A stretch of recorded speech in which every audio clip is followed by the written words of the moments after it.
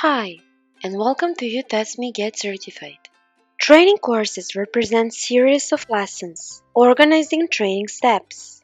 Each step can contain a test and attachments, which are training course materials for learning. To create a training course, navigate to the main menu and click on the Create button.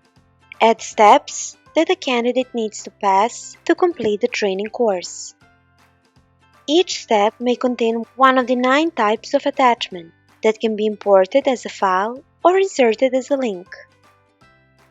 YouTestMe GetCertified supports various types of images, audio, and video files, PDF documentation, Google Documents, zip files, and external links.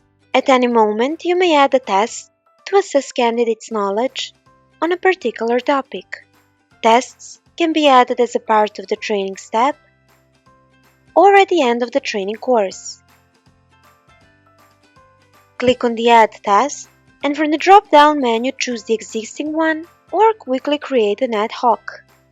Ad hoc test is a test whose testing session is created automatically, but can only be a part of a training course. The creation process is very short and simple, as follows. Enter the test name, define the availability period, and select the question pools. You can select as many pools as you require.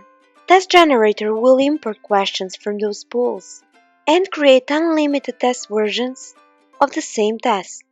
Therefore, you should determine how many easy, medium, and hard questions will contain in the following pop-up window. This option will make those versions completely comparable. Then, set the passing mark and the duration of the test.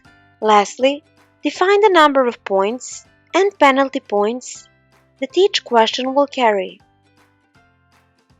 To finish the creation of the test, click the Save button. When you create an ad hoc test, a testing session will be automatically created. For a candidate to start the test, it is enough to enroll them in a training course. Navigate to Candidates tab and choose between all users in the system or groups. Select the candidates you would like to assign to the training session.